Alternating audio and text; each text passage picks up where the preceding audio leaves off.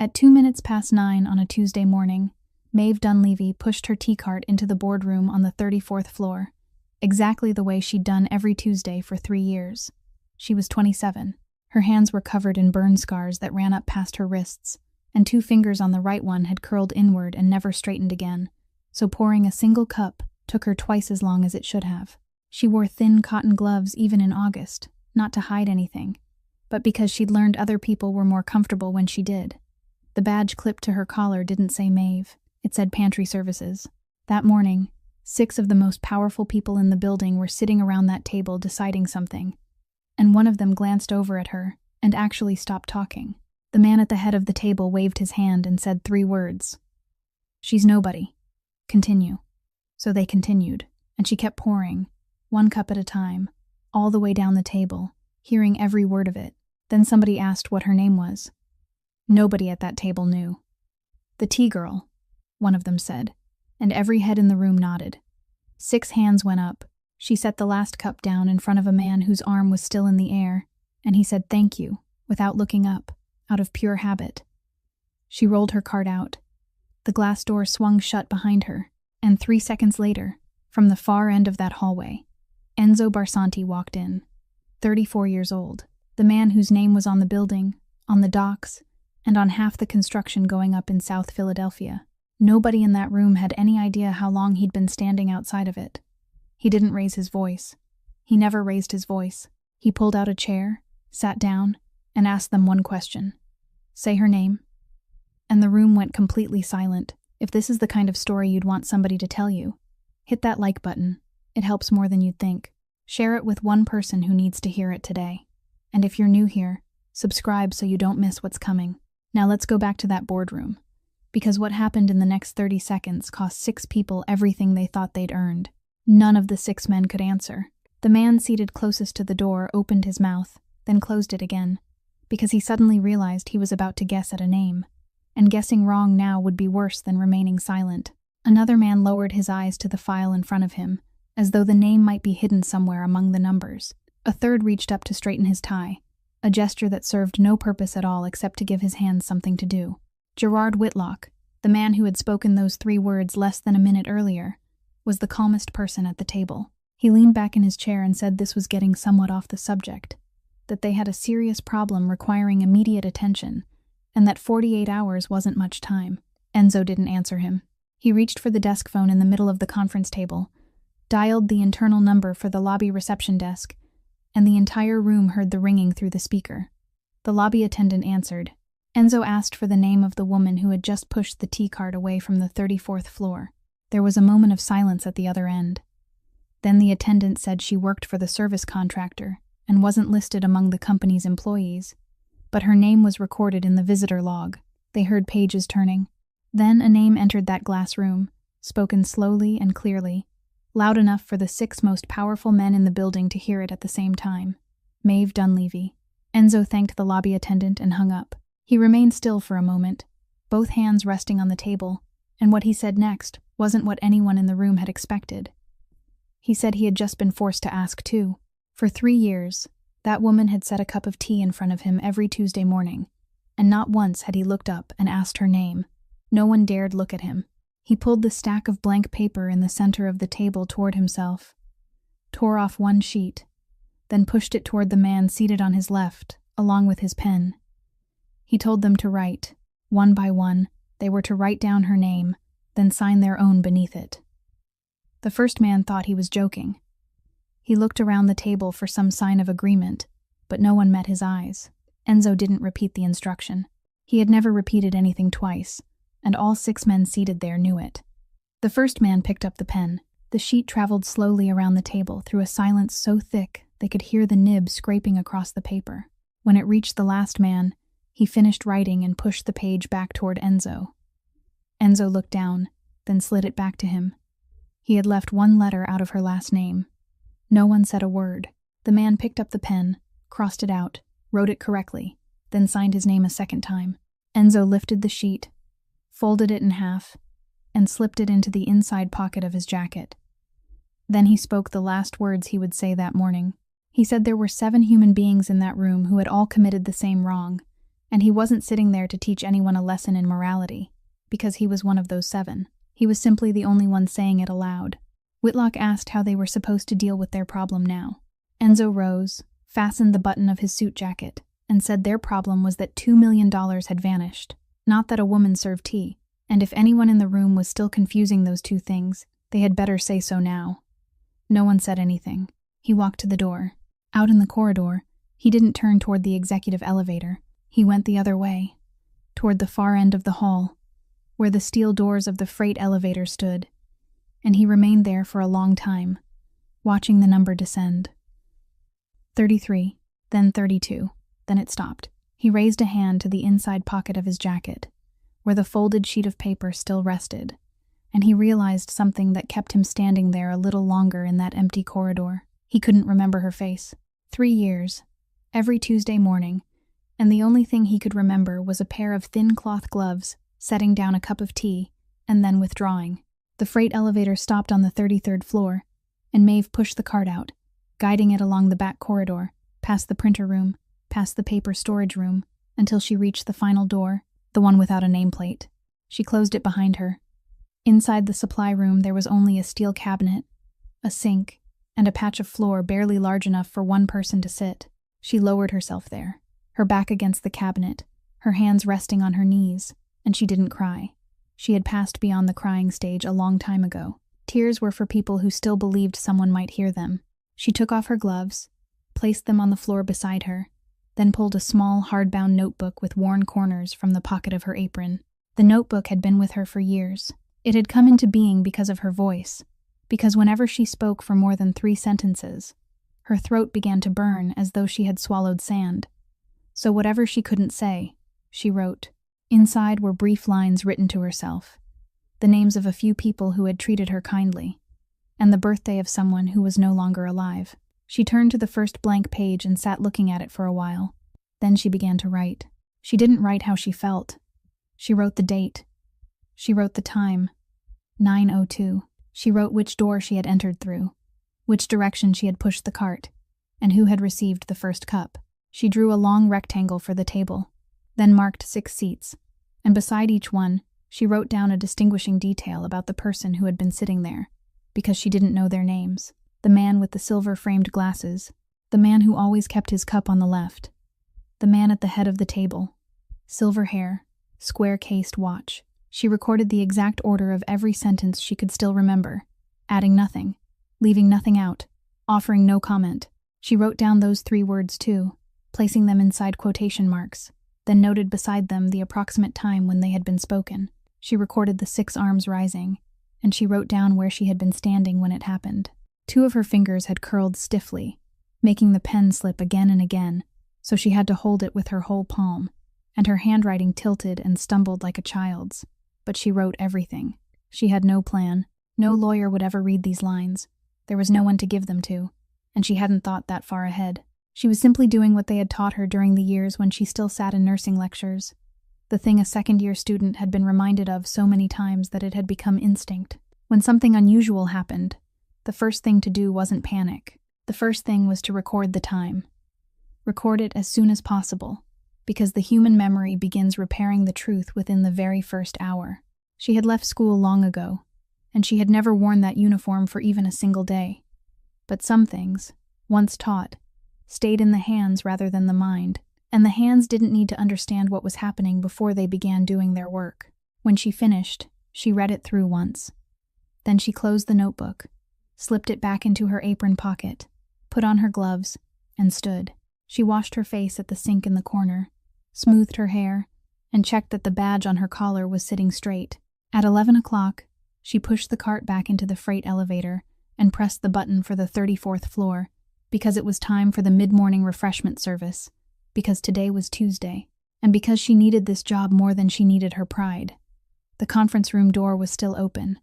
Only 3 people remained inside. She pushed the cart in, followed the same route around the table as before, and began pouring. One man looked up at her. He looked longer than usual, longer than all the other times put together. And there was something on his face she had never seen on that floor before. She set the cup in front of him, adjusted it so the handle faced outward, then moved to the next place. The tea flowed into the cup in a thin, straight, steady stream, without spilling a single drop.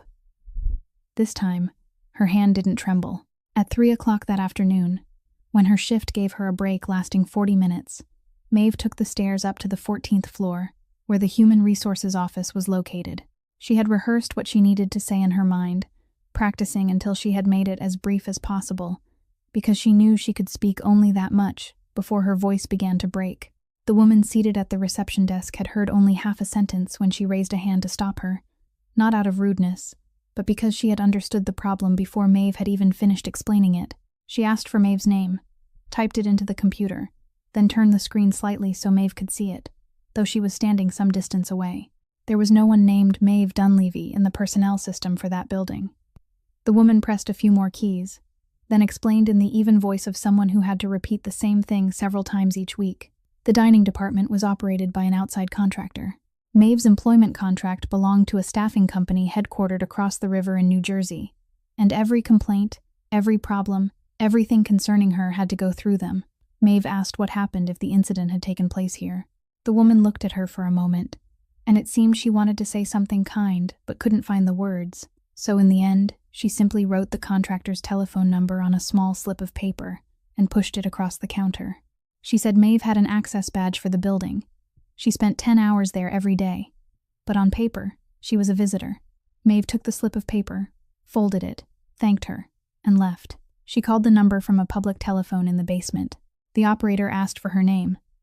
Maeve gave it, and the operator told her to spell it. She spelled it in her rough, hoarse voice, slowly, one letter at a time. The operator told her to spell it again. She did. The third time, the person on the other end said there was a problem with the connection, and hung up. Maeve stood there for a while with the receiver in her hand, listening to the long, steady tone, then set it down. On her way back to the 33rd floor, she crossed the main lobby. Beside the row of elevators, someone had just hung the annual recognition list, printed on heavy paper, sealed behind glass in a frame, with the company logo in the upper corner. Several people stood reading it, pointing at names and laughing together. Maeve stopped behind them, waited until the crowd had thinned, then stepped closer. She read the entire thing. She didn't merely glance over it. She truly read it. From the first name at the top left to the final name at the bottom right, moving from column to column through nearly 2,000 names belonging to the people who worked in that building. She read slowly because she wanted to be certain. Her name wasn't there. She wasn't saddened by it. She had known before she stepped closer, and a person couldn't be saddened by something she had already known. But she remained there a little longer, and she began thinking about something else. She searched the board a second time, not for her own name, but for two others. The woman who cleaned the windows on the 30th floor, who nodded to Maeve every morning when they passed each other going in opposite directions through the back corridor, and who had once told her about the grandchild she had in 5th grade. And the morning deliveryman, who always held the freight elevator door whenever he saw Maeve pushing her cart from a distance, the only person in the building who greeted her with a nod and a good morning instead of snapping his fingers. She read the entire board one more time. Neither name was there. Maeve took the notebook from her apron pocket, opened it to the page she had written that morning, moved down to a new line, and wrote both names, Anna, Desmond. She added nothing beside them.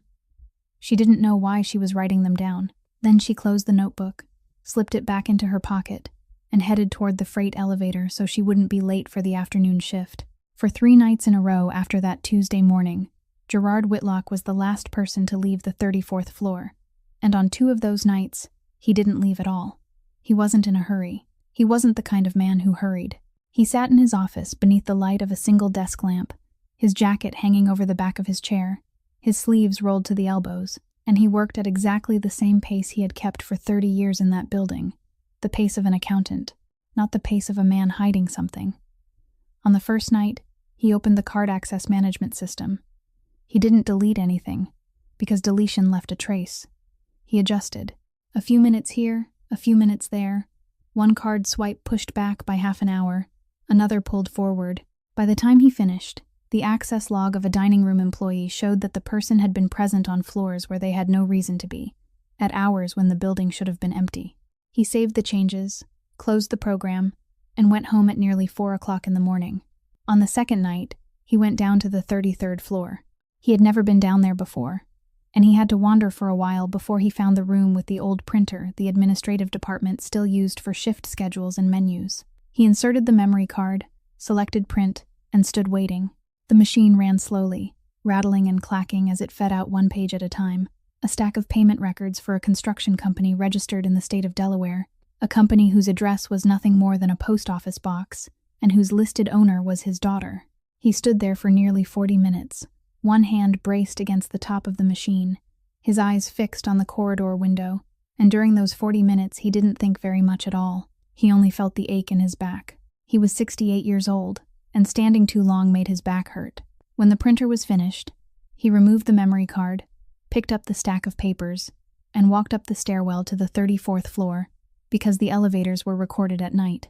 On the third night, he did the easiest of the three things. He opened the finance department's transfer portal, selected the category for outstanding compensation payments, and transferred a sum of money into a bank account under the name Maeve Dunleavy.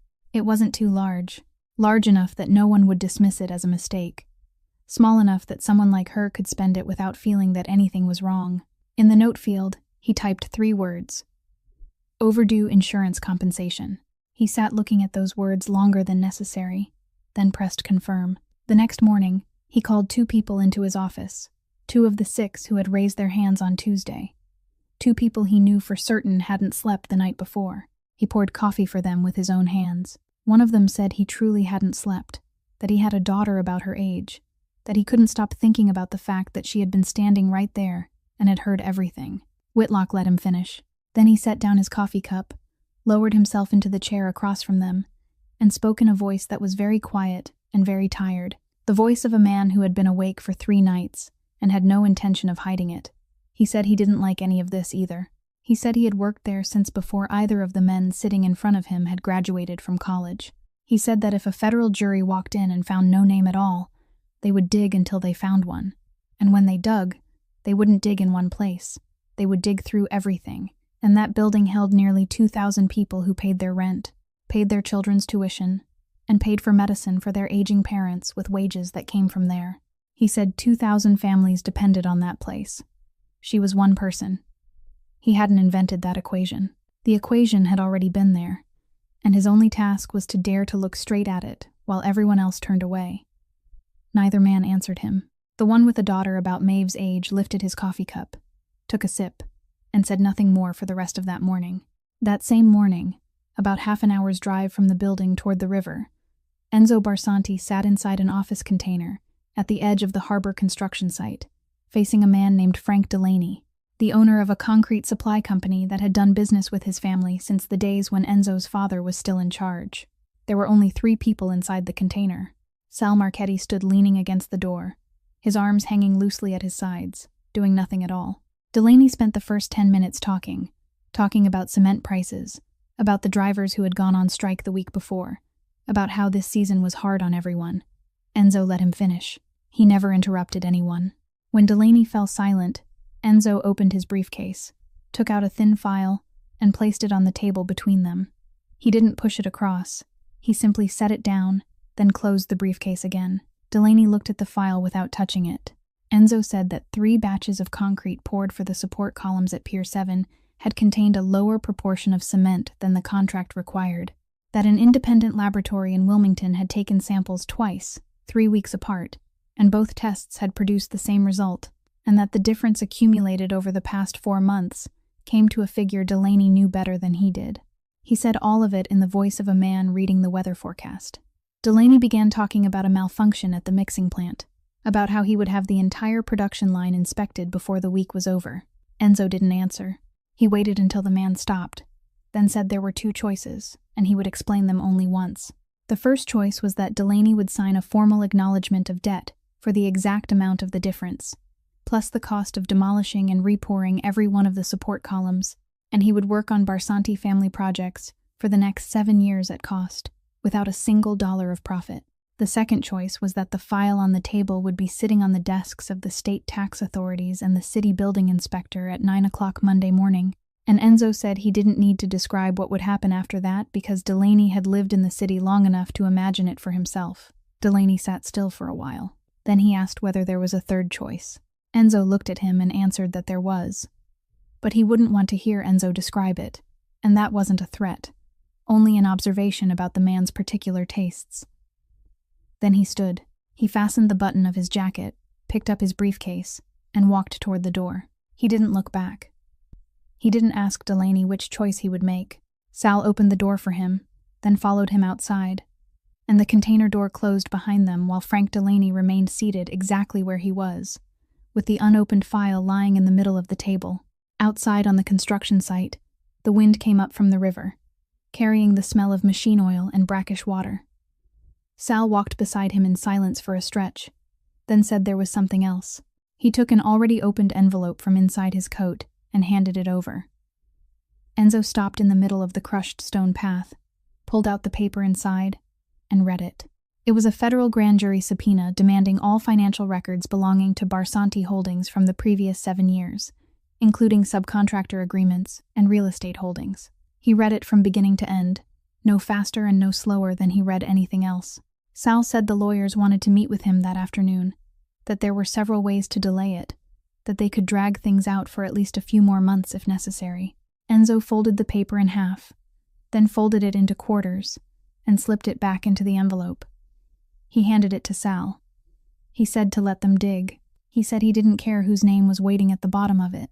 Then he added 3 more words, casually, as though they meant nothing, as though they were only the trailing end of a sentence he hadn't yet decided to finish, even my name. Sal looked at him for a moment, about to say something, then chose not to. The 2 men continued toward the car. Behind them, the container door remained closed. Maeve always ate lunch in the basement, in the mailroom, sitting on one of 2 plastic chairs beside the sorting table, and it had been that way since her first week on the job. Roz Ferraro had been running that room longer than Maeve had been alive. She was the only person in the building who called Maeve by her name, and she had done it from the very first day, when Maeve still didn't know whether her name was something anyone wanted to hear. That afternoon, Roz had already set out 2 meals on the table as she always did, one for herself, and one she had made for Maeve, because she said cooking for 1 person or 2 took about the same amount of work. Maeve sat down, ate a few bites, then set her spoon aside and took out her notebook. She wrote slowly, pushed it over for Roz to read, then continued writing. She told her about Tuesday morning. She told her how she had pushed the cart into the room, how someone had glanced at her and suddenly gone still, how the man at the head of the table had spoken those 3 words, how 6 hands had gone up while she was setting down the final cup. Roz read each page. The farther she went, the more slowly she read. When she reached the last page, she stopped reading altogether. She only sat there staring down at the tabletop, and her hands, the hands that had sorted mail in that building through 4 different chairmen, began to tremble. Then she sprang to her feet so quickly that the plastic chair tipped backward behind her. She said she was going up to the 34th floor right now. She said she knew every one of those 6 men by sight, that she had delivered mail to their desks for decades, that she had signed for Christmas gifts meant for their wives and children, and that she wanted to look each of them straight in the face and ask whether they truly intended to do such a thing. She said she would call the newspapers. She would call the police. She would stand in the lobby and tell everyone who passed what had happened. Maeve let her finish. Then she pulled Roz gently back down, told her to sit, and wrote a single line before sliding the notebook across the table. "If you do that, you'll lose your job, and I'll still go to prison." Roz read the line. She read it a second time. Then she sat down, set the fallen chair upright, and remained silent for a long while. At last, she asked Maeve what she intended to do. Maeve shrugged. She wrote that she didn't know yet, that she was writing everything down, and she turned the notebook around to show Roz the new pages, the rectangular table she had drawn, the 6 seats she had marked, the margins crowded with times and notes. Roz studied those pages for a moment, then asked what good writing it all down would do. Maeve wrote that she didn't know, that it was what they had taught her to do in school, and that her hand simply kept doing it on its own. Roz nodded. She didn't ask anything else. She poured Maeve a glass of warm water, pushed it across the table, then changed the subject and asked the question she asked once every month. She asked how much Maeve had managed to save. Maeve wrote down a number. Roz looked at it, then looked at Maeve's hands resting on the table, hands without gloves because there was no one down in the basement she needed to make comfortable. Roz said that at this rate, Maeve would have to wait until her hair turned gray. Maeve picked up her pen, wrote 4 words, and turned the notebook around. Then I'll wait until it does. Roz laughed, a brief laugh with no happiness in it, then reached across and smoothed Maeve's hair the way someone might smooth the hair of her own daughter. She told her to finish eating before the food went cold. When they were done, before Maeve went back upstairs, she did what she always did on that particular day. She reached into the deepest compartment of her wallet, took out a photograph with frayed edges, and placed it on the table. In the picture, a 13-year-old girl sat on the front steps of a house, two tightly braided pigtails hanging over her chest, laughing so hard that her eyes were squeezed shut, one hand raised and pointing at her own hair as though someone had just done something wonderful for her. Roz lifted the photograph with both hands. She asked whether today was the girl's birthday. Maeve nodded. Roz said the girl laughed like she did. Maeve wrote that her sister had chosen those braids herself, that she had made Maeve braid them 3 times that morning before she was satisfied. Roz placed the photograph back on the table very gently. Then she said nothing more, and the two of them sat together in silence until the lunch break was over.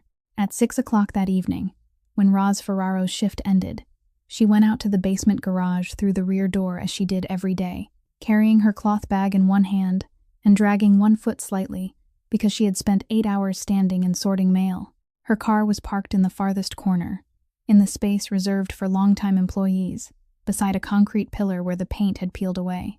She opened the trunk, placed her bag inside, and when she looked up, Jared Whitlock was standing a few steps away, his coat draped over one arm and his leather briefcase held in the other hand, as though he too had only just come out to his car. At that hour, the basement garage was nearly empty. The overhead lights hummed. He asked how her husband was doing. She said he was the same. He asked how many sessions there were that week. She said 3, Monday, Wednesday, and Friday. And she said it in the voice of someone who had answered the same question so many times that it was no longer an answer at all, only a habit. He nodded and said insurance didn't cover nearly as much as it used to, that he knew of several cases where people were struggling just as badly. Then he opened his briefcase, took out a thin white envelope, and held it toward her. She looked at the envelope. He didn't say anything more. He didn't need to, because this wasn't the first time, and they both knew it. The first time had been in the spring of the previous year, when he had called her upstairs and told her that management needed to keep track of staffing conditions in the basement area and among the outside contractors, that she knew more than anyone else, and that the company would provide a small allowance for her help. She had thought it was ordinary enough, who came and went, who called in sick, who worked overtime, who belonged in which area, which bus route each person took. Things no one had any reason to hide, things she believed someone else would eventually report, even if she didn't. The money in the envelope each month was so small that it seemed almost meaningless, less than the cost of one prescription, only slightly more than the gasoline she used driving to 3 dialysis sessions every week, and because it was so little, she had never once thought of it during the past year as money meant to buy anything at all. She took the envelope. She folded it in half. She slipped it into the inside pocket of her coat, fastened the button, then closed the trunk. He wished her a good evening. She answered with something, then opened the car door, sat down, and started the engine. In the rearview mirror, she saw Whitlock walking toward his own car without hurry, the leather briefcase still in his hand, and he didn't look back even once. She backed out of the space, drove up the ramp, and left the building. Inside her coat pocket, the envelope lay flat and thin, almost weightless. At that same moment, on the 33rd floor, Maeve was putting the tea cart away in the storage room, removing her apron, and arranging the trays neatly so the morning shift would have less work to do. She was closing the metal cabinet when someone knocked at the door. She turned around. Standing in the doorway was a man she had never seen before, wearing a dark overcoat, his posture straight, both hands held in front of his stomach, and there was nothing in his face that allowed her to guess what this was about. He said her name, Miss Dunleavy. Then he said that Mr. Barsanti wanted to see her. Maeve stood still. She looked down at her hands and saw that she was holding a cleaning cloth, and she placed it very carefully on the edge of the sink, as though putting it in the proper place was the final important thing she still had time to do. She took the notebook from the pocket of her apron and slipped it into her coat pocket. She put on her gloves. Then she followed the man into the corridor and toward the elevator, and throughout that entire walk, she could think of only one thing, that this had come sooner than she had expected, and that she hadn't had time to say goodbye to Roz. The man took her up in the executive elevator, a place she had never set foot in during her 3 years working in that building, and she stood tucked into one corner, her hands clasped together in front of her stomach, watching the numbers climb. Enzo Barsanti's office was at the end of the corridor on the 34th floor, opposite the glass conference room. The man opened the door for her, then stepped away, and the door closed very softly behind her. Enzo was sitting behind his desk. He said nothing. He only pointed toward the chair across from him, but Maeve didn't sit down. She walked to the desk, and she did the thing she had arranged in her mind during the entire elevator ride. She removed her employee badge from her collar and placed it on the desktop. Then she took the keys to her locker from her pocket and set them beside it. Then she took out her notebook, placed it next to the other two things, and opened it to a blank page. She removed the glove from her right hand so she could hold the pen more securely, and she began to write. She wrote slowly, the letters slanting unevenly, the pen held in the whole of her palm. When she was finished, she turned the notebook around and pushed it toward him. I didn't take the money, but you need a name. I have no one left to lose. Use mine. Enzo lowered his eyes and read. He read it all, then read it again from the beginning.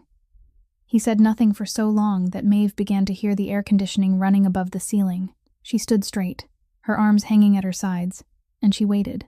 She had waited like this before. Many years earlier, she had stood in a hospital corridor and waited for a man in a suit to come out and tell her that she would have to answer for something she hadn't done, and she had learned that when those moments came, the only thing to do was stand straight and never let them see you tremble.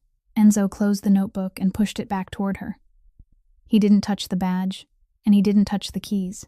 Then he opened a desk drawer, took out a sheet of paper, folded in half, opened it, smoothed it flat with the back of his hand, and pushed it across the desk in front of her. Maeve looked down.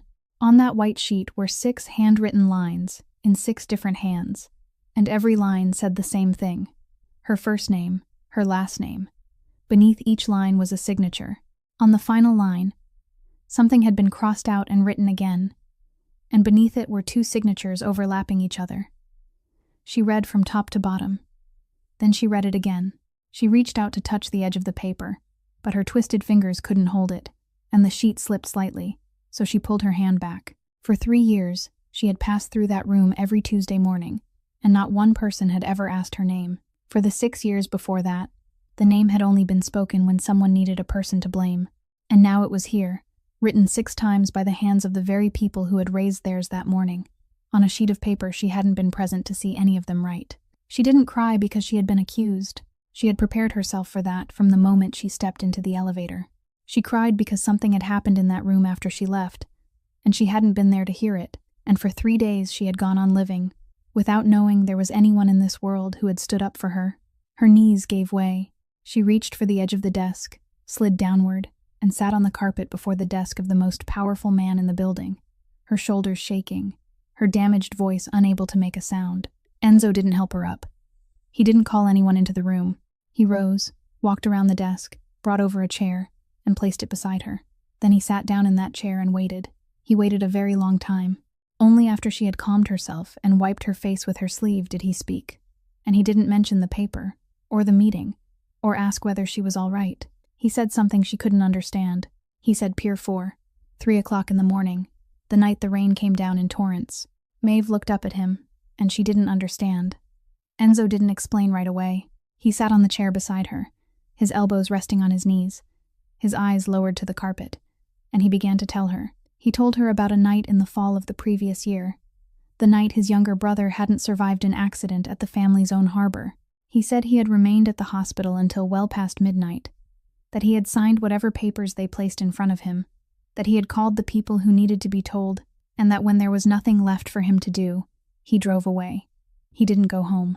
He didn't know where he meant to go, and in the end he stopped at Pier 4, near the old freight yard, where he and his brother used to sneak off to fish on the afternoons when their father was busy. It began to rain. He didn't get back into the car. He sat on an iron cargo crate without a coat and without anyone beside him, because he had ordered all of them to remain at the hospital, and he sat there beneath the rain, unable to think of anything at all. He said he didn't know how long he had been sitting there. Then he heard footsteps on the wet concrete. A woman was crossing the yard, her hood pulled up, a bag held against her chest, walking toward the night bus stop. She stopped. She looked at him. then at the car parked a short distance away, and he knew she thought he was some container truck driver whose vehicle had broken down in the middle of the night, because at that harbor and at that hour, there was no other reason for a man to be sitting outside in the rain. She came closer, opened her bag, and took out a thermos. She unscrewed the lid, poured it full, and held it out to him. He took it. She didn't ask whether he was all right. She didn't ask whether he needed help. She set the entire thermos beside him on the cargo crate, then stepped back a few paces, sat down on another crate, and remained there with him in silence beneath the rain. He said he couldn't remember how much he drank. He only remembered that at some point he began to cry, and the woman remained still. She didn't turn away, and she didn't look directly at him.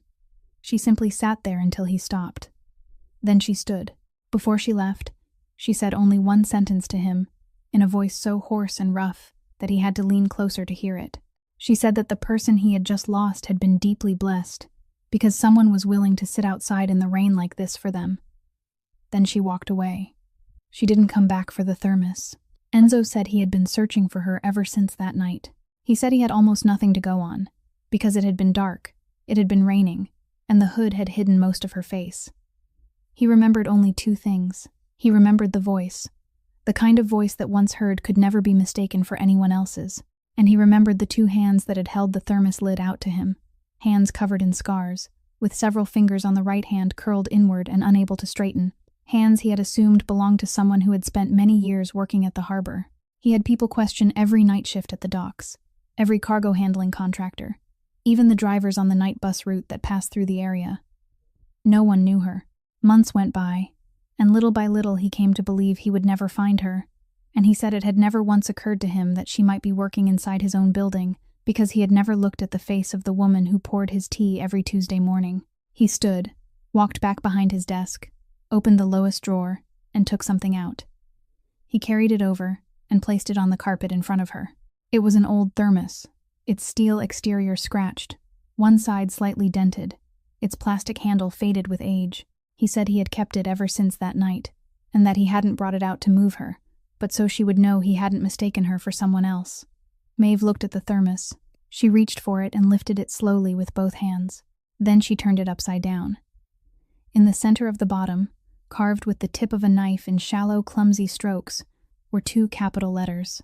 She didn't tell him what the two letters were. She only held the thermos against her chest, and from the way she held it, Enzo understood that something had just happened that he wasn't permitted to ask about, at least not now. He left it alone.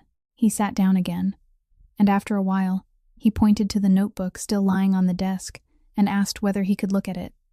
She nodded.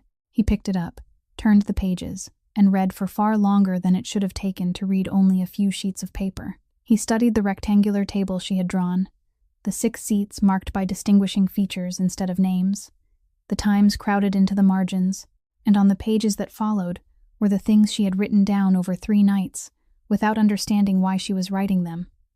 The light in the printer room on the 33rd floor had been on after midnight, twice. Someone had still been on the 34th floor when she went up to collect the trays at nearly 11 o'clock at night. All 3 nights. A strange payment had appeared in her account on Thursday, labeled overdue insurance compensation, though she had never filed an insurance claim of any kind. Enzo called Sal into the room. He handed him the notebook, pointed to the final 3 pages, and said that the woman everyone in that building treated like a piece of furniture that happened to move had just shown them exactly where they needed to dig.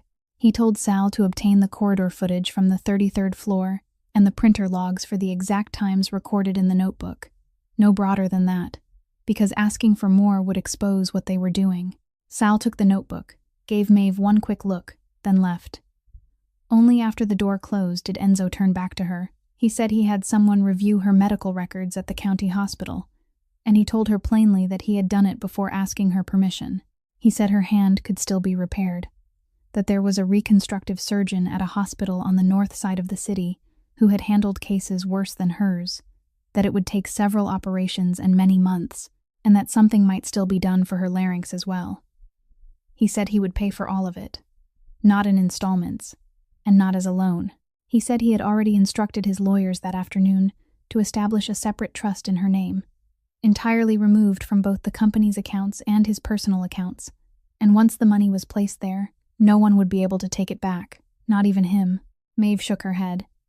She set down the thermos, pulled the notebook toward herself, and wrote that she wouldn't accept it. She wrote that she had once lived on other people's pity, back when she was in the hospital, and that it had taken her years to climb out of the feeling it left inside her. Enzo read what she had written, then said something that made her look up. He told her she had misunderstood. He said that on that night, he had possessed everything people spent their lives longing for. He had money, men, and a name that commanded respect throughout the city, and not one person in the world had been willing to sit beside him in that rain. She had owned one thermos of tea, and she had given him all of it. He said that in his world, people died for failing to repay their debts on time, and he had no intention of becoming the first man to break the rule. This wasn't pity, it was a debt, and he was paying it. Maeve sat in silence for a very long time. Then she picked up the pen and wrote that she would agree, but on one condition. She wrote that she wouldn't accept something for nothing. She wanted to work, to do a real job, with a contract and her name on the official list. And she wanted that place to be something she earned, not something another person simply placed into her hands. Enzo read the line and nodded. He said he would have his secretary summon someone from Human Resources first thing the next morning. Then he added that he would arrange an apartment near the hospital to make the travel easier, along with a car to take her back and forth. Maeve wrote immediately, without needing to think. No apartment, no car.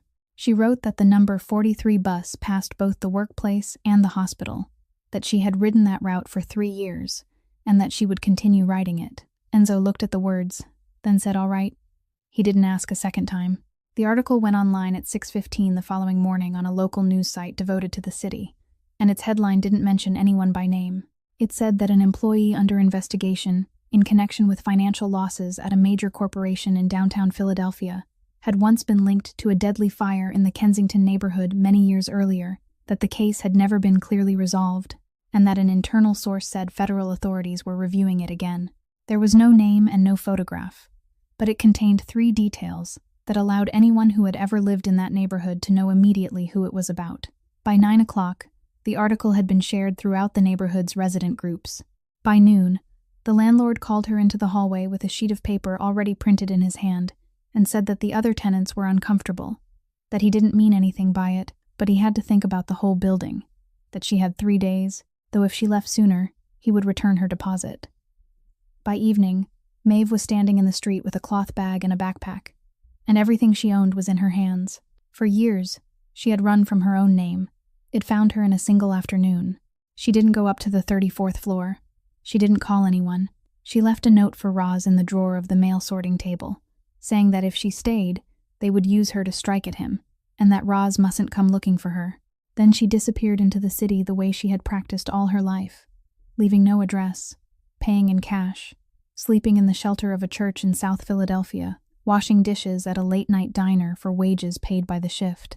The next morning, when Sal brought him the news, Enzo said nothing for a while. Then he stood, walked to the window, and told Sal to mobilize every man he had.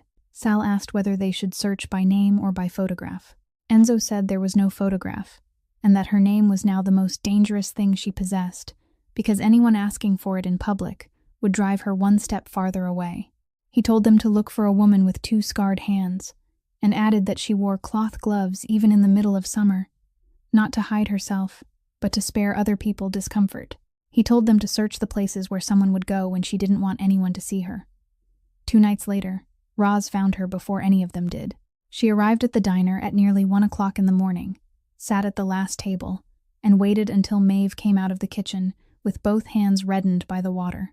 The 2 of them sat together in the empty diner beneath the fluorescent lights, and for the first time in many years, Maeve spoke. She didn't write. She spoke. She spoke in her damaged voice, slowly, each sentence making her throat burn as though she were swallowing sand, and she continued for more than an hour. She said the apartment building's electrical system had been failing since before her family moved in. She said her mother had filed 4 complaints, handwritten them, carried them herself to the management office, and each time someone had accepted them, nodded, and made promises. She said she lost her mother and her younger sister that night. She said she woke in the hospital many days later, and the first person to enter her room wasn't a doctor, but a man in a suit, an attorney for the building management company, who sat on the edge of her bed and told her in a very gentle voice that the official record would list the cause as undetermined and that this would be best for everyone. She said that by the time she left the hospital, the entire neighborhood knew what had happened, and people never said anything directly to her face. They simply stopped talking whenever she passed. She said that one evening, she returned to the old apartment to collect her belongings, and the only undamaged thing she managed to carry out was her mother's thermos, the one her mother used to fill with tea and take to work every morning. Then she fell silent for a while, and she spoke about a crayon drawing taped to the refrigerator door, a four-legged animal with a tail far too large for its body, drawn by a 13-year-old girl who said she would become a veterinarian when she grew up. Roz reached across and took her hand. Maeve said one final thing, and she said it so calmly that Roz had to turn her face away. She said they had taken her mother, her sister, her voice, and both her hands. Then, they had taken her name and turned it into an accusation. She said that for the past 3 years, every morning she entered that building, she felt the weight lift from her because no one there knew who she was. Then she asked Roz a question the older woman couldn't answer. Do you understand how tired a person has to be before she feels grateful to be invisible? The invitation arrived the following afternoon, not by telephone, but through an older man who came all the way to the building's lobby, handed the receptionist a piece of paper folded into quarters, and left without waiting for an answer. The note contained only the name of a restaurant in South Philadelphia, a restaurant that had been closed since the summer before last, and a time. Sal read the note and said he was going with him, that he would bring 4 more men, and that there was nothing to discuss. Enzo told him to bring the car. At 8 o'clock that evening, the car stopped in front of the restaurant, its glass doors covered with newspaper and the missing sign, leaving a pale outline in the paint on the wall. Enzo opened the car door, took his telephone from his coat pocket, placed it on the dashboard, and told Sal to wait there. Sal said he couldn't allow that. Enzo didn't answer. He stepped out, straightened the collar of his jacket, and went inside alone. Inside, a long table had been placed in the middle of the dining room and covered with a white cloth, and 4 men were already seated. A 5th man sat in the center with his back to the wall. Battista Corvino was 61 years old, the brother-in-law of Enzo's father, the man who had carried Enzo in his arms before he could walk, and the man who controlled 3 of the 5 votes on the family council. There was bread on the table, olive oil, and an open bottle of wine. Battista rose, embraced him, kissed both his cheeks in the old manner, then pulled out the chair immediately to his right. Someone poured wine for him. They asked after his father's health in the nursing home. Someone repeated a joke from a wedding 30 years earlier, and the other 4 men laughed, and Enzo laughed with them. The meal lasted nearly an hour before anyone mentioned the real reason they were there. Battista was the one who finally spoke, and he did so very gently while tearing bread and dipping it into the oil. He said he had heard about the grand jury. He said that when Enzo's father was still in charge, subpoenas like that came and went, and no one in the family had ever lost a night's sleep over them. Then he set down the piece of bread, wiped his hands on his napkin, and said the words everyone at the table had been waiting for. He said, "Your father ran this place for 30 years and never hired a lawyer outside his private book. You hired an entire firm." The other 4 men stopped eating. No one looked at Enzo. No one looked at Battista. Enzo set down his wineglass, turned the stem lightly between his fingers, and answered in his usual voice. Neither louder nor quieter. He said, "Because my father buried people, I intend to build homes for them." A silence settled over the room, long enough for them to hear the old refrigerator running behind the kitchen. Then Battista laughed. He laughed sincerely and loudly, slapped Enzo on the back, and said the boy always had an answer ready, just like his mother, and not like his father at all. The other 4 men laughed with him. The meal continued. A second course was brought out.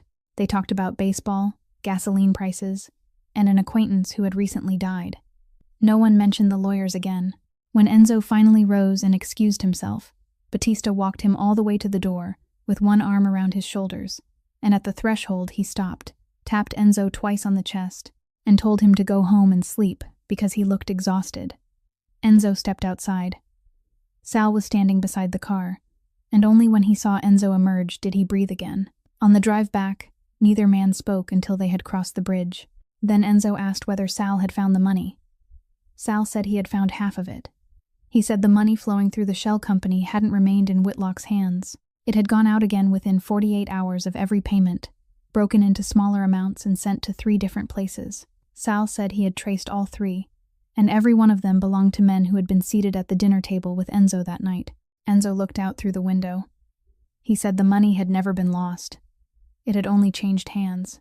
Sal asked what it had been used for. Enzo said to buy votes.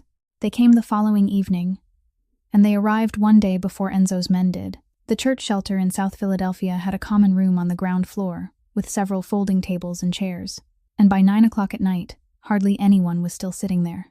Maeve was at the table near the window, waiting for her turn to shower, when 2 men walked in. There was nothing remarkable about the way they were dressed. The older man wore a knit cap and carried a small fabric suitcase in one hand. They walked straight to her table without asking anyone, without looking around, and the older man pulled out the chair across from her and sat down very slowly, like an old acquaintance coming to visit. He asked whether she was Miss Dunleavy. Maeve didn't answer. He said that was all right, that he hadn't come to trouble her for long. Then he placed the suitcase on the chair beside him, opened the locks, turned it so she could see what was inside, then closed it again, set it on the floor, and nudged it gently toward her feet. He took a thin envelope from his coat pocket and placed it on the table. Inside was an airline ticket to Phoenix, departing Saturday morning, and a printed sheet bearing the address of a short-term rental apartment.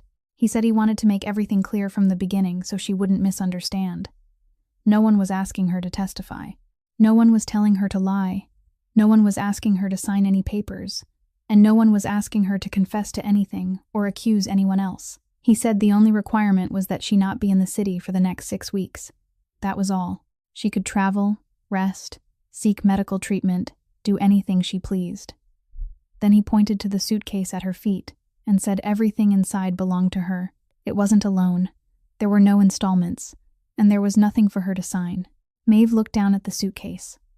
Dozens of times, she had sat in the basement mailroom and written down the amount she had managed to save, and Roz had looked at that number and told her that at this rate she would have to wait until her hair turned gray.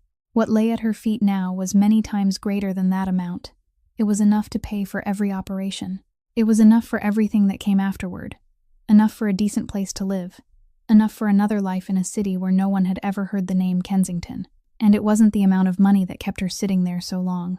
What kept her there was how easy it would be. She didn't have to hurt anyone. She didn't have to speak a single word that wasn't true. She only had to disappear.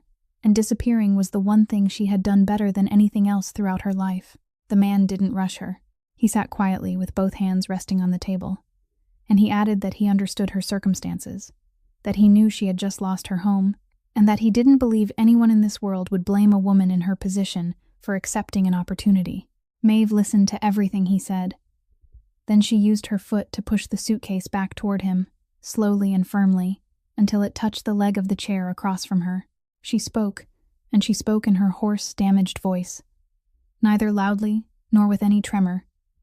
She said that for years she had lived as though she didn't exist. She said she had used back doors, worn gloves in the middle of summer, practiced speaking as little as possible, and learned how to stand in a room without anyone noticing that someone was there.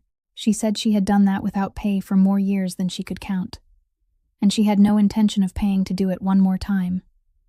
The man looked at her for a while. Then he nodded, stood, picked up the suitcase, and wished her a good evening. The 2 men walked out, the glass door closed behind them, and their footsteps faded along the sidewalk. Maeve remained alone in the empty common room. She looked at the envelope still lying on the table, one corner of the airline ticket showing, and she sat there for a very long time. Then a question entered her mind, and it refused to leave. She hadn't told anyone she was there, so how had they known? Enzo didn't go home that night. He told Sal to bring up the complete real estate portfolio requested by the grand jury. 7 full years without a single year missing, and he began with the oldest records. He wasn't looking for anything specific.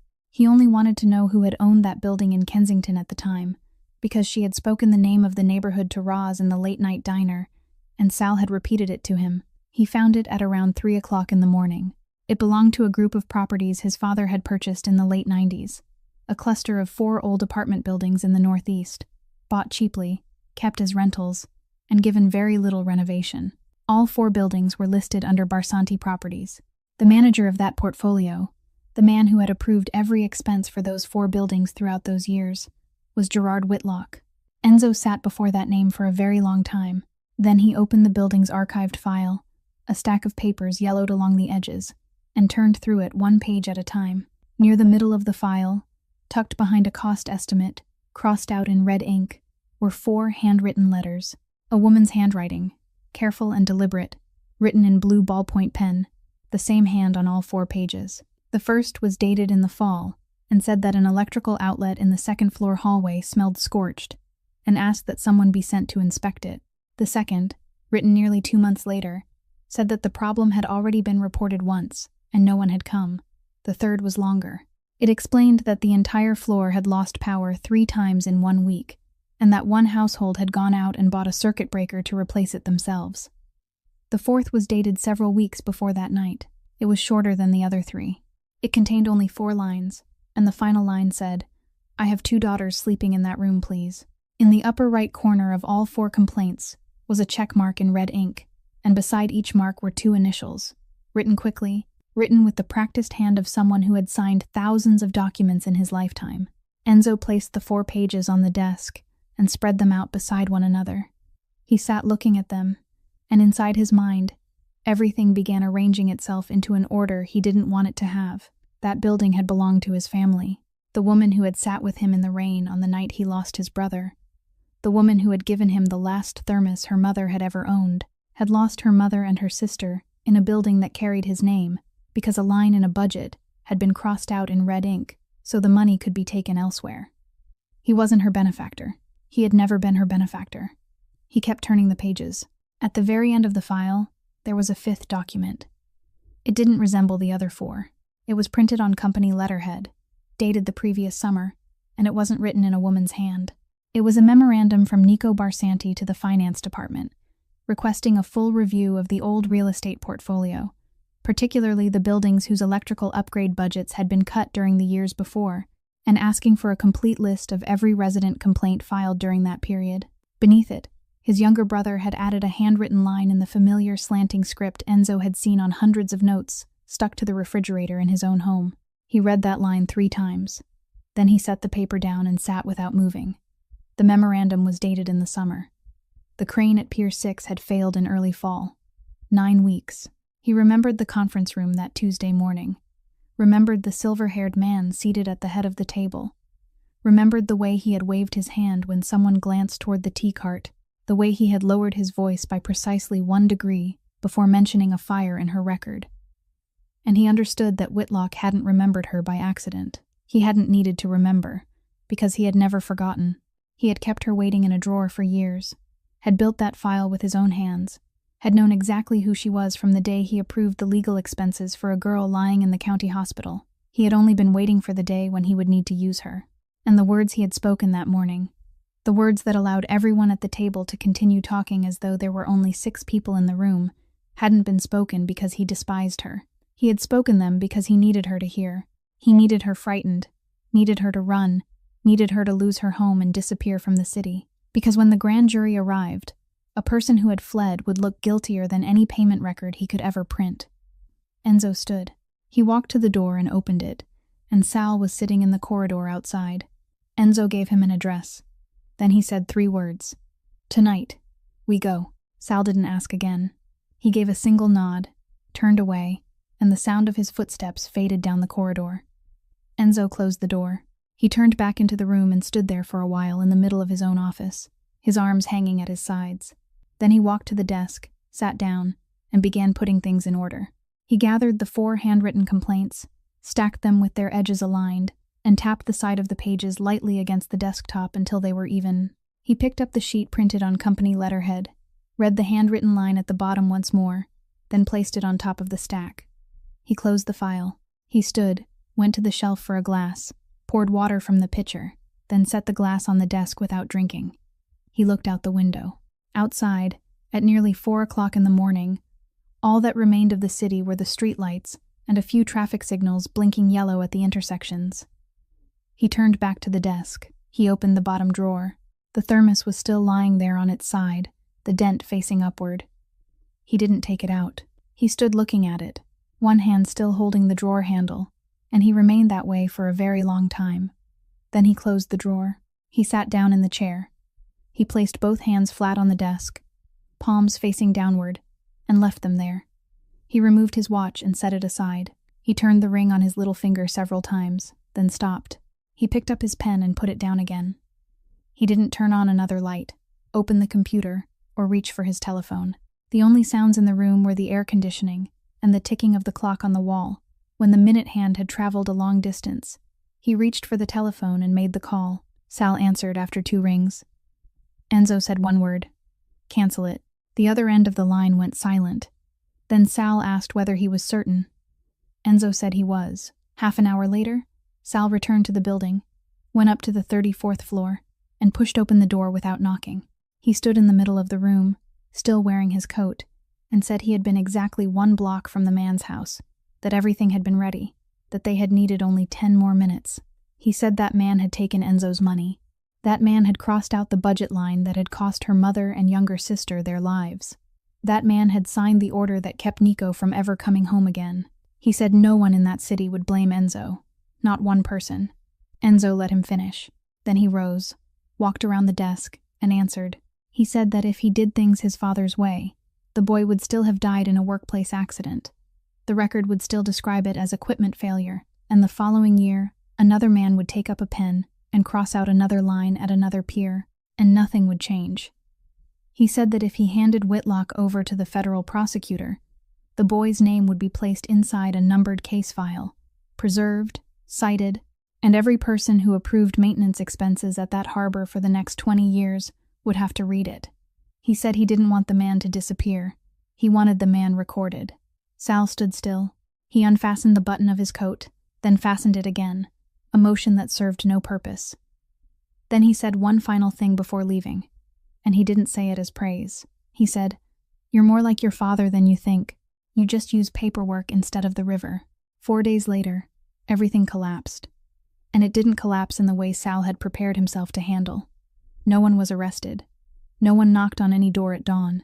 There was only a freeze order sent to the bank at 9 o'clock on Thursday morning, then a second order that afternoon, and by evening, not a single cent could be withdrawn from any of Barsanti Holdings' 3 operating accounts, because within the entire body of records obtained by the grand jury, every suspicious payment carried an electronic signature, and that signature belonged to Enzo Barsanti. It wasn't a crude forgery. Battista Corvino didn't need to forge anything. He only had to let the company's approval system operate exactly as it always had. Let those payments move through the proper channels, through the proper levels, in the proper order, until they finally reached the man sitting at the very top. He didn't inform on anyone. He didn't call anyone. He assembled the case, then sat still, and allowed the law to perform the task that Enzo's father once had to accomplish by other means. By the end of the week, 3 contractors had stopped answering their telephones. By the beginning of the following week, 2 members of the executive board had requested extended leave. Sal stood in the office on the 34th floor, holding the statement of frozen assets, and he no longer bothered to read it. He placed the paper on the desk and asked Enzo a question he had been carrying inside himself for several days. He asked how the federal attorneys had obtained that body of internal records in the first place, when the company hadn't submitted anything yet. Enzo didn't answer immediately. He sat behind the desk and looked at Sal, and Sal read the answer on his face before he had time to speak. Sal placed both hands on the desktop. He said, "You submitted your own records to the federal government without saying a word to me." Enzo said, "If I had told you, you would have stopped me." Sal said, "Yes, I would have stopped you. And now she's paying the price for what you did." Neither man said anything for a while. Sal walked several paces, turned back, and continued, speaking more quickly now, giving voice to what he had been piecing together in his mind over the past several days. He said that for 8 months, he had believed the federal lawyers Enzo hired were meant to defend them against the investigators, but they had actually been preparing the records for submission. He said that the 5-year plan to move into legitimate business, the plan the entire family cursed Enzo for behind his back, had begun with Enzo placing his own neck beneath the blade. He said Enzo had known perfectly well that submitting the company records meant submitting the years when his father was still in charge, and that everything contained in those files could come back and bite him. Enzo said that was true. Sal asked whether he had anticipated that someone would use the very door he had opened against him. Enzo didn't answer that question. He stood, walked to the window, and said only one thing, the only thing he said about the matter for the rest of the morning. He said he had thought he was cleaning the house. Instead, he had set it on fire, and the person who had been burned was the only one in the building who hadn't done anything wrong. Sal stood looking at his back. Then he picked up the statement, turned to the final page, and told him what he had checked 3 times before coming upstairs. He said they had frozen the company accounts, his personal accounts, and even the investments held in his name outside the state. Then he said the only thing they hadn't been able to touch was the trust Enzo had established for her the month before. He said Enzo had locked it down more securely than his own accounts, separated it completely, placed it in her name, and now neither Enzo nor any of them could take the money back. He dropped the paper onto the desk. He said the operation would still happen, whether Enzo had anything left or not. Enzo remained with his back to the room, facing the window, and he said quietly, almost without sound, that at least he had managed to do one thing right. By the middle of the following week, the 34th floor was nearly empty. The glass conference room was locked. The desks of 2 members of the executive board had been cleared. The receptionist was still sitting in the lobby downstairs, but the telephone never rang. Enzo still came to work every morning, still at the same hour, still with every button of his jacket fastened, and he spent the entire day alone in his office with a file and a pen. At 4 o'clock on Wednesday afternoon, someone knocked at the door. He said come in without looking up, because he thought it was Sal. The door opened, and Maeve Dunleavy was standing there. She had grown thinner. Her right hand was wrapped in bandages extending past her wrist, the exposed fingers held in place by a thin plastic splint. Her old cloth bag hung from one shoulder. Enzo stood.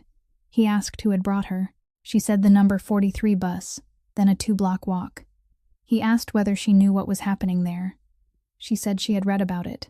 He said then she should know that standing in that room could do her no good, that anyone still connected to the Barsanti name during the next 6 months would have to answer a great many unpleasant questions. Maeve placed the bag on the chair. She spoke in her hoarse voice, slowly, one sentence at a time, because her throat allowed her no other way. She said she had spent 9 days in the hospital and had been given a great deal of time to think.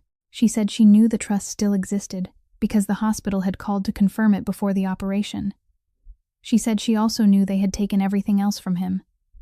Then she said what she had come there to say. She said, "All of Philadelphia bows its head to you. I don't. Not because I'm brave, because there is nothing left for you to take from me. I lost everything a long time ago, and a person with nothing left has nothing to fear. So listen carefully. I will testify." Enzo said she didn't understand what that meant. She said she did. She said she would have to sit before a table and recount every day, every hour, every name, and they would ask her about the fire, and they would ask why a strange payment had appeared in her account, and they would ask whether he had paid for her operation, and she would have to answer yes. She said she understood all of it. Then she took the worn, hardbound notebook from her bag and placed it on the desk. She said it contained dates, times, everything, and that she had begun writing it before she knew who he was. She said no one could invent a notebook like that afterward, because the ink was different, the handwriting was different, and she had written it with the hand she had before the operation. Enzo looked at the notebook. He didn't pick it up. He asked why she was doing this. Maeve said that for years, she had stood in rooms where people discussed her life, as though they were discussing a broken chair, and not once had she opened her mouth. She said she was tired. She said this time she would speak, and she would speak in the one place where they would be required to record her words. The following morning, at the hospital on the north side of the city, the nurse on the night shift passed the small kitchen for patients' families at the end of the 4th-floor corridor and stopped. Inside stood a man in a white shirt with his sleeves rolled up, facing the counter with an open box of tea and an electric kettle. He was reading the instructions printed on the back of the box very carefully, as though he were reading a clause in a contract. The first time, he poured in the boiling water before putting in the tea leaves. He emptied it, rinsed the kettle, and began again. The second time, he left the tea steeping too long, and what he poured out was so dark it was almost black. He emptied it again. The nurse started to step inside and show him how, then stopped herself.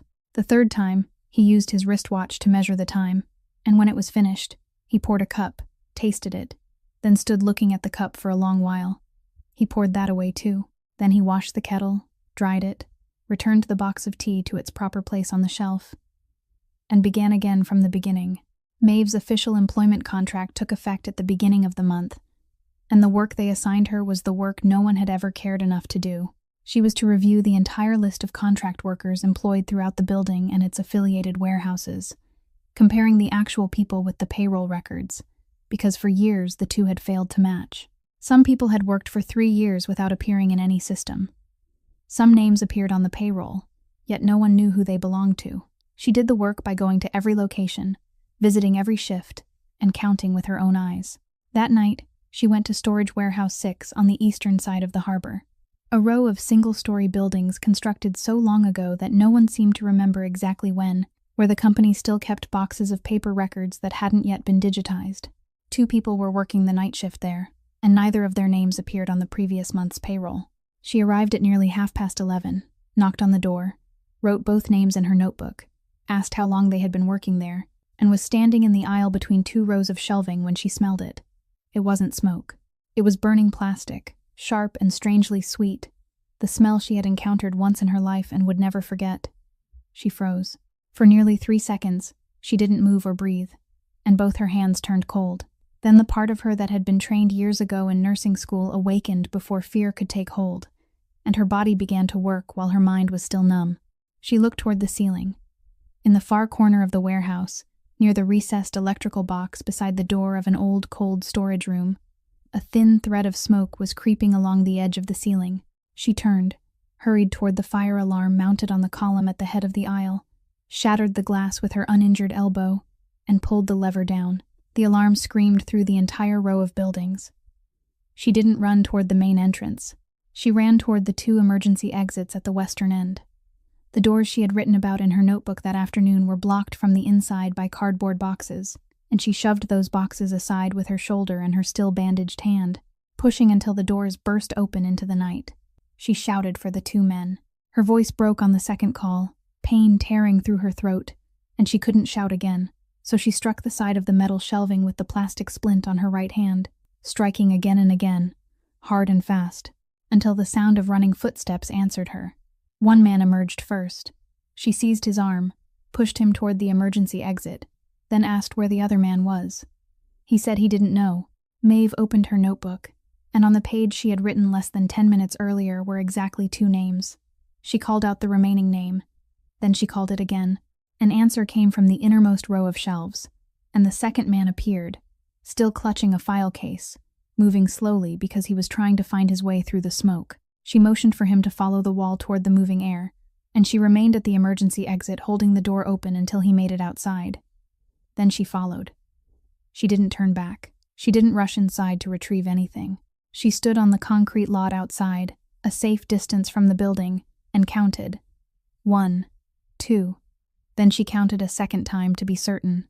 She told both men to sit down, told them to breathe slowly, told them not to speak, and she called emergency services, then the fire department, and when the dispatcher asked whether anyone remained inside, she read aloud the exact number recorded in her notebook. The fire engines arrived 9 minutes later. They brought the fire under control in less than an hour because it was still small, and because the emergency exits were open, allowing the smoke to escape instead of collecting inside. No one was injured.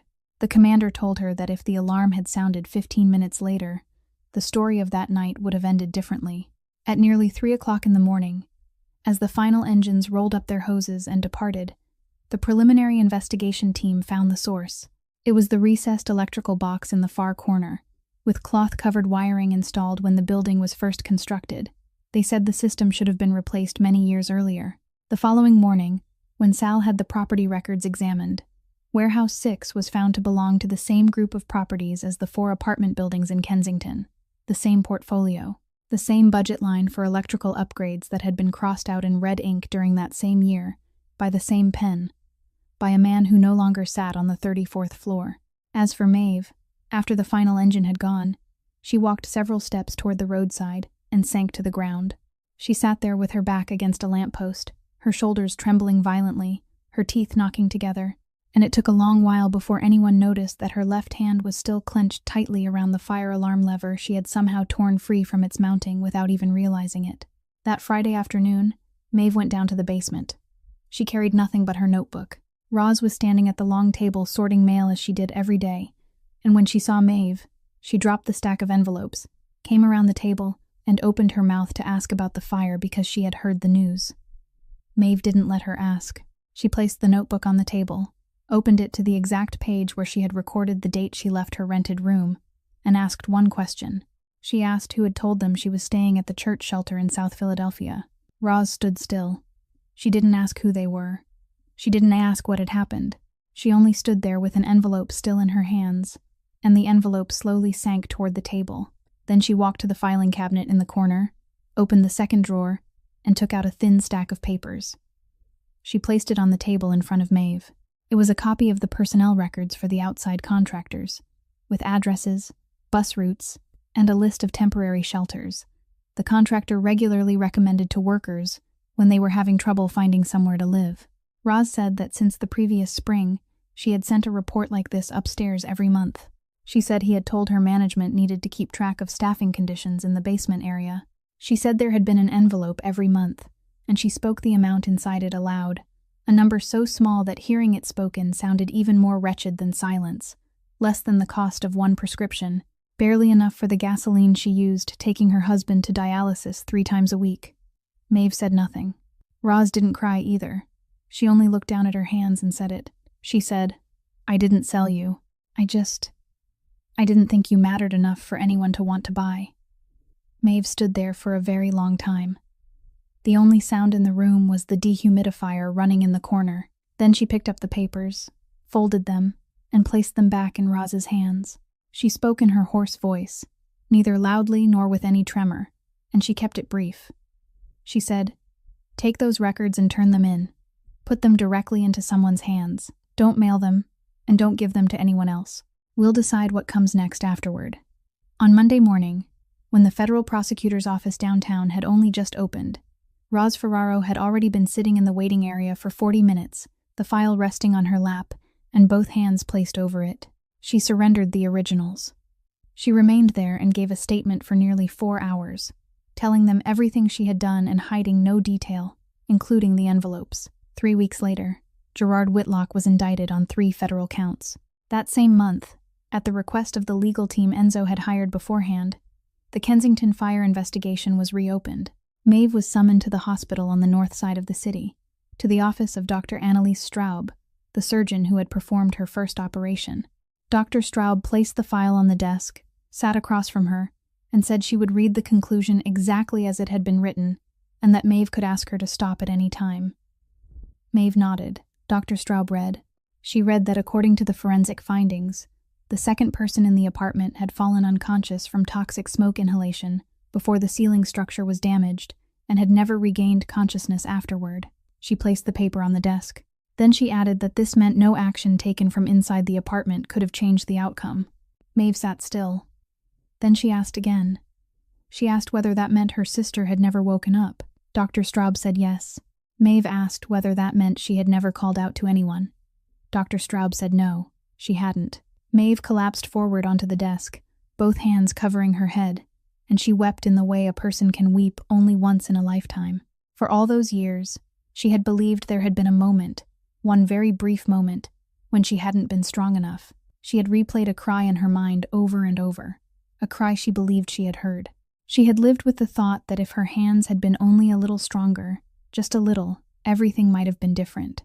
And now a woman in a white coat sat across from her, holding a sealed document, telling her that moment had never existed.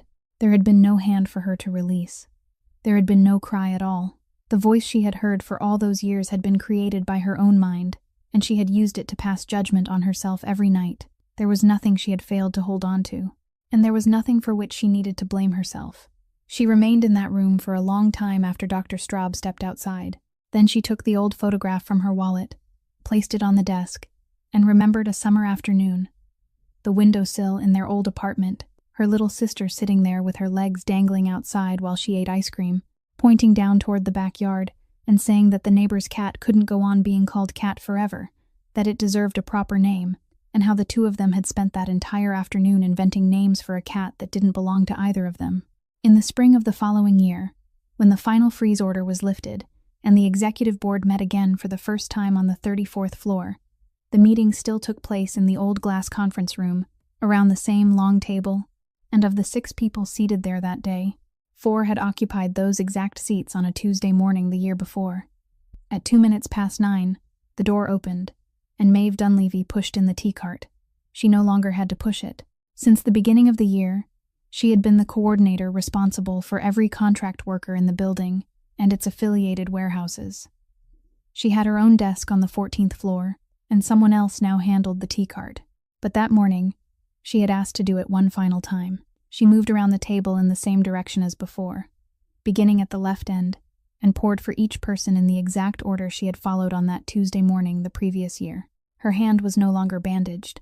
The scars were still there, still running beyond her wrist, but her fingers could straighten now, and she poured with one hand, the tea falling in a thin, steady line without spilling a single drop. She wore no gloves. No one in the room looked up.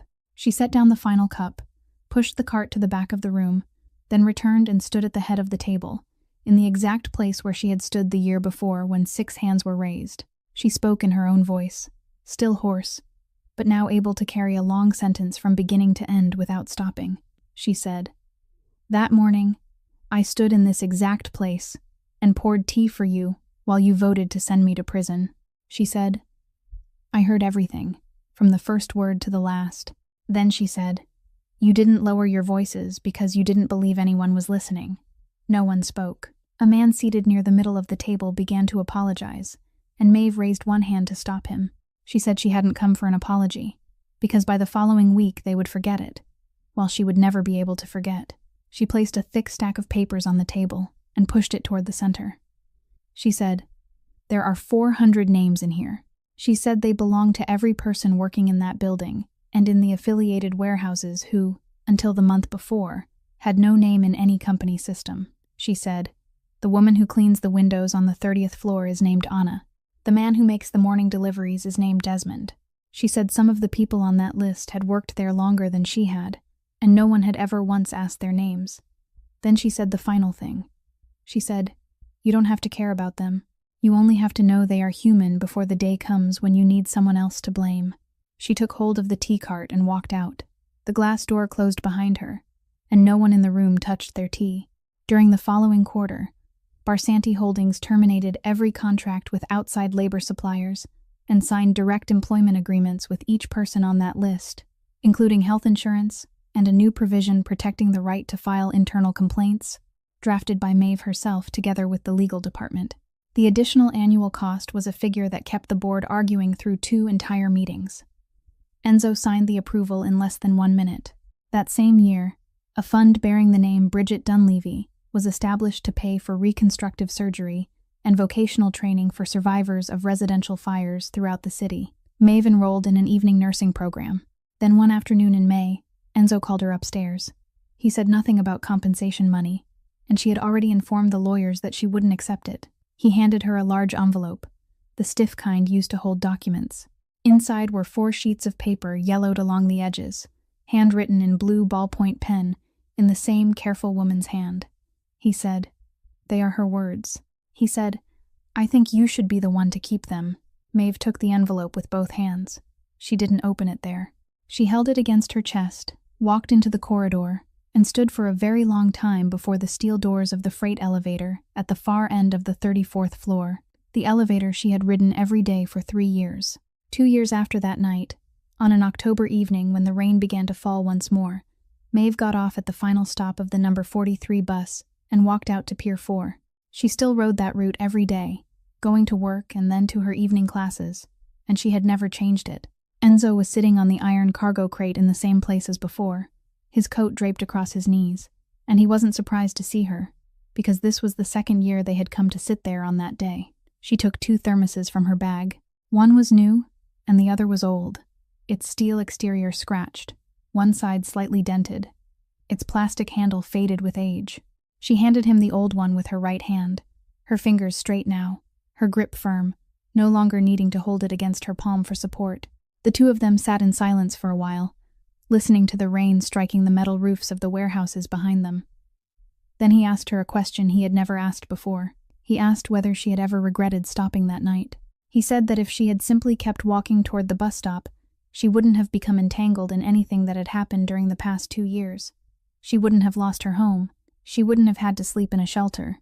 and she wouldn't have had to spend 4 hours giving a statement in front of strangers. Maeve thought for a moment. Then she said that back then, she had nothing at all. She said giving away what she didn't have was the only thing she had still been able to do. He said nothing more. They remained there until the rain softened, then walked together toward the main road. And at the intersection, she turned toward the bus stop, as she always did. This story leaves us with something very simple.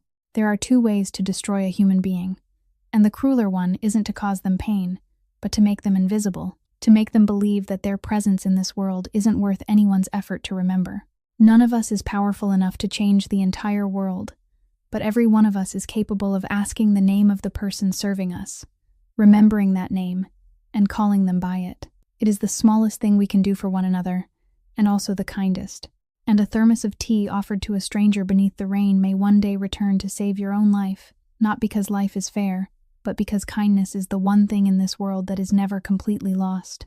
If the story you have just heard touched your heart, please subscribe to our channel, press the like button, and share it so that more meaningful stories can reach you every day. How did Maeve's story make you feel? And what would you have done if you had been there on that rainy night?